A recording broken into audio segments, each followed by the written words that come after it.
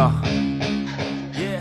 À la base, j'étais graphiste et dessinateur, je m'intéressais à l'anatomie et j'ai travaillé beaucoup dans la pub. Il n'y avait pas tout le matériel informatique pour créer comme maintenant. Il y a eu la guerre du Golfe et tout le milieu de la pub s'est effondré. Moi, je fais beaucoup de musculation, beaucoup de powerlifting, puisque j'étais vice-champion de France de powerlifting. J'ai pas été premier, les mecs étaient plus forts, mais c'est quand même bien d'arriver avec, on va dire, une génétique qui n'est pas forcément une génétique de super mec balèze, à arriver quand même à faire deuxième à France, tu vois, c'était pas mal. Et là, j'ai découvert les cours de morphologie aux Beaux-Arts. C'était un prof qui était exceptionnel, c'était Jean-François Debord, qui était un très bon dessinateur, parce que j'ai de la pub, donc il y avait les techniques. J'avais la connaissance du corps humain, parce que j'étais un mec qui faisait du sport depuis tout jeune. J'ai fait muscu, powerlifting, judo, natation. Plus cette connaissance de l'anatomie exceptionnelle que j'ai acquis grâce aux Beaux-Arts, grâce à Jean-François Debord et à Dominique Bastian, qui m'ont formé. Mais j'attaquais sur des planches en permanence tous les mois. Et tous les bodybuilders, tous les examens muscu, vous voyez les planches de Lavier avec anatomie, traumatologie, tout ça. Je m'amusais. Moi-même, je progressais en étudiant. Par exemple, je faisais les Beaux-Arts aussi. Et avec des magnifiques dessins, je mettais dans les planches anatomiques plus de technique, plus de justesse que dans les planches médicales en vérité. Et avec un style graphique directement issu des techniques de dessin de la Renaissance, du salon de la Renaissance. Et puis moi, je reprenais les techniques graphiques de Léonard de Vinci.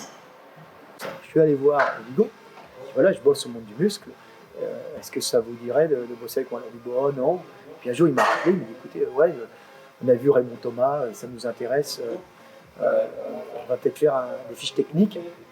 Puis il fait une étude de marché, il va à la FNAC, ouais, ce qui serait bien, c'est un livre. Puis, écoutez, j'ai qu'à relier tous les dessins et on fait un bouquin. On a fait le bouquin, très bonne vente en France, et d'un seul coup, explosion, aucune concurrence en France. Maintenant, j'ai été copié plein de fois, mais jamais égalé. Je reste encore leader mondial. Et là, boum, j'éclate en France, tout le monde achète le livre. Tous les mecs m'ont vu pendant 5, 6, 7 ans dans le monde du muscle. Du coup, Menel Salmagne m'appelle. Comme j'ai fait Menel Salmagne, mon éditeur contacte les Allemands de BLV, je crois. Et les Allemands disent, ah ouais, ah ben on va le prendre, on va l'éditer en Allemagne. Il est pris par BLV, il a fait une très bonne vente en Allemagne. Alors les Américains, ils disent, ah, l'Allemagne, qualité allemande, on le prend. Et là, j'ai été pris aux États-Unis, et là, aux États-Unis, pouf, j'ai explosé. J'ai explosé, et je suis devenu le meilleur livre, numéro 1 des ventes dans tous les livres de sport. J'étais numéro 1 partout, dans tous les Barnes & Noble. Moi, j'étais avec Gundil, on faisait les salons. On va au FIBO, en Allemagne, plus grand salon mondial, qui était à Essen, après il est à Cologne, comme l'eau. Et on est au FIBO, puis là, il y avait une marque de machines. La marque, c'est quoi, toi, tu connais? La marque de machines qui faisait X-Force. X-Force qui était des Suédois, c'est ça. Suédois, et puis ils avaient gagné le prix du FIBO en faisant des machines négatives, c'est-à-dire un négatif, c'est-à-dire que tu pousses, par exemple, 50 kg, tu te trouves avec 100 kg, et tu retiens le poids. Alors c'est très intéressant, sur certains mouvements, c'est assez complexe. Et je regarde ces machines, et franchement, bon, c'est dur, c'est comme on dit, des usines à gaz, c'est dur à faire fonctionner. Je me retrouve au salon du Body Fitness, plus petit salon français, et là je vois une marque qui s'appelle Multiform. Et là, moi j'essaie cette machine, et là je vois un chef-d'œuvre. Qu'est-ce que c'est que ce truc? Pousse, c'est génial. Et puis je vois l'ancien patron, je dis, mais c'est vous qui faites ça? Ah oui, c'est un import. Non, c'est français. Et je dis, vous savez que vous avez fait la meilleure machine à négatif du monde. Le mec, il me dit, oui, bah, on a des bons ingénieurs. Et puis à ce moment-là, j'ai plein de petits fans qui arrivent. Ah, monsieur Delavier, on peut avoir ça? Oui, un autographe? Oui, bien sûr. Le mec, vous êtes connu? Bah oui, moi je suis numéro 1 mondial, je fais de la biomécanique. Et là, il me dit, bah, on pourrait peut-être bosser ensemble, s'associer. Et là est née la collaboration. On a dit, bah, ils sont venus me voir, mais vraiment hyper confiants. Je veux dire, j'avais des mecs ouverts qui écoutaient tout ce que je dis. Alors, ils ont des mécaniciens. Moi, je suis formé à la mécanique quand même. J'ai lu quelques livres de mécanique sur les leviers. Je suis obligé pour la biomécanique de connaître. Mais un mécanicien, il a une formation encore plus pointue en mécanique. Par contre, moi, je suis biomécanicien, puisque je connais le corps humain parfaitement. En tout cas, système locomoteur. Moi, mon truc, c'est biomécanique, explication des mouvements, traumatologie. J'adore. Et évolution. Je voyage beaucoup dans le monde pour des raisons professionnelles, parce que je vis en Hongrie. Je vais sur les salons, je teste les machines.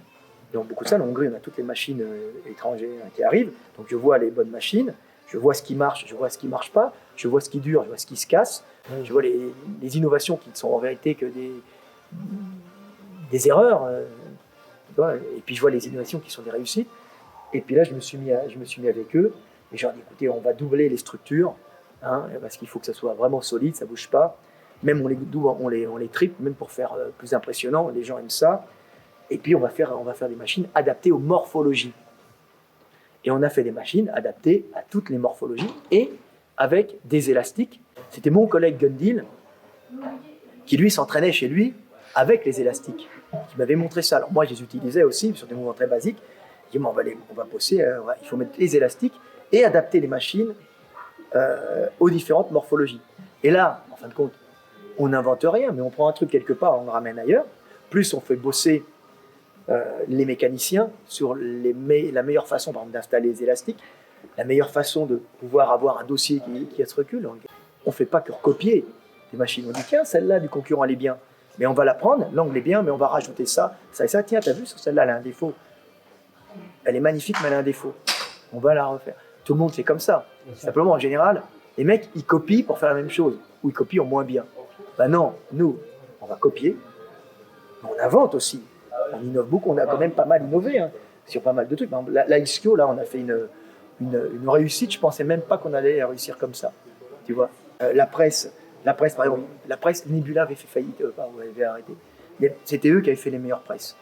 On reprend Nebula, ils ont abandonné, tout le monde veut, il n'y a pas de Nebula.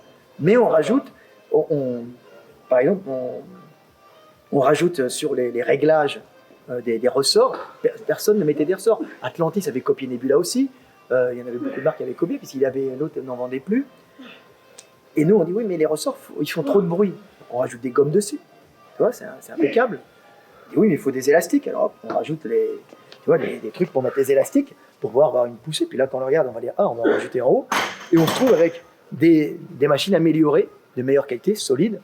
Donc nous, on fait multifonction, comme je faisais mes bouquins, c'est-à-dire un livre qui peut servir aux débutants, comme au personal trainer, qui peut adapter des élastiques en fonction des forces, tu vois, et varier le dossier, varier l'inclinaison, varier le siège en fonction de la morphologie de son client. Donc, machine utilisable par le débutant, mais aussi machine utilisable par le personal trainer qui veut vraiment faire bosser un mec spécifiquement.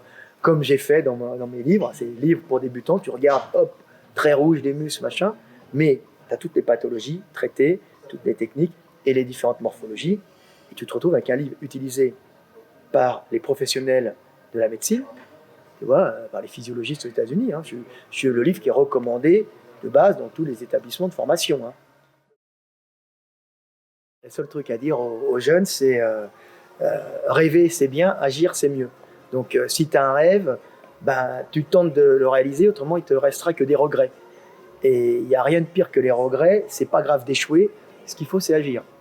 Donc, tu agis, et si au bout d'un moment, tu vois que ça ne marche pas, au bout d'un moment, à ce moment-là, tu essayes de contourner l'obstacle et tu ne restes pas à vouloir absolument passer un obstacle impossible. Donc, être le premier à rentrer, ou bien agir, tu vois, tu veux aller voir, tu veux faire quelque chose, t'agis, tu vas voir un gars avec qui tu veux t'associer, tu veux avoir une formation, tu vas la faire, au lieu d'y rêver, tu te formes toi-même, maintenant tu as Internet, tu vois, tu as accès quand même au monde entier, donc tu étudies sur Internet, tu agis, tu vois, tu bouges, tu agis et tu crées, tu vois, et tu vas de l'avant. Tu restes pas à dire oh, j'aurais pu faire ça, oh, j'aurais pu faire ça, non, t'agis. Ouais, mais je vais me planter, c'est pas grave, tu vas te planter, tout le monde se plante. La vie est faite d'échecs et de réussites, et ne réussit que celui qui agit. Et les gens vont me dire, mais t'es fou, tu vas pas réussir, mais non, tu le fais. Quand j'étais avec Larocque, il y a des mecs qui disent non, mais regarde leur machine. Et c'était pas Larocque qui me dit fort. Ouais, mais non, j'ai dit non, Larocque, ça va monter, ça va exploser.